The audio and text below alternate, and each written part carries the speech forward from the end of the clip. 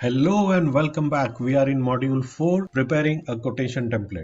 In this particular session, we are going to prepare the main part of the quotation. So the quotation template looks like this when it is converted into PDF form, which you are going to ultimately send to your customer. It has your company logo, the quotation title, the header information, the main table which contains the product information, summary of totals, terms and conditions, and we are going to close this template with our company information so that in case the customer wants to call you back regarding this quotation, he has the contact details handy. And finally, there is going to be a footer note with your company name, quotation reference, and the page number. The Excel sheet which we are going to use to prepare this is going to look like this. So let's start with making this sheet. I'm going to open a new file by going to File menu, clicking on New, and then blank workbook. We will leave around 10 rows for the header information and the logo and start making the main table first. For that purpose, I'm going to copy paste this information. However, this time we will use paste special function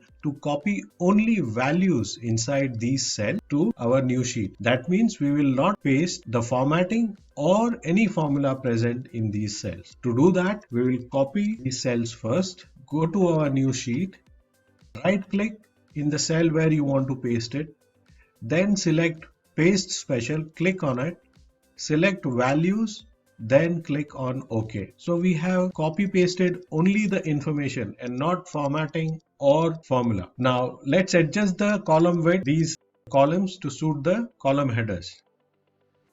Let's make the description little longer, unit price, total price, and availability. We will readjust the width to suit our quotation at the end when all the information is keyed in. Let's make this title bold and we will fill this range with gray color. Now this is one option of filling cells or range of cells. The other method is to right click on the range or a particular cell, go to format cells option, and then from these tabs select fill tab and select any color you like. The additional option that you get following this method is the fill effects and the pattern style. So in pattern style you get these options, and in fill effects you will get to select two colors to fill the cell. So in this particular example, there is a white and blue and various options: horizontal gradient, vertical gradient, gradient in diagonal fashion, or from corner or from center.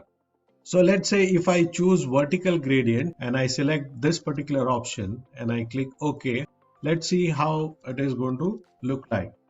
So this is how the formatting will appear. If you like this, go ahead and use this particular format. For the time being, we will use the simple gray color as our shading for this particular title row. Now let's fill in the information in the table. First, we will fill in the serial numbers. I'm going to type 1 and 2. With two numbers, I'm going to drag this range by the bottom right corner and go up to number 15. So basically I am providing provision for 15 lines in this particular quotation. This can be changed as per your requirement. Let's now create a bottom row for subtotal. So we select this range and we are going to have subtotal title here.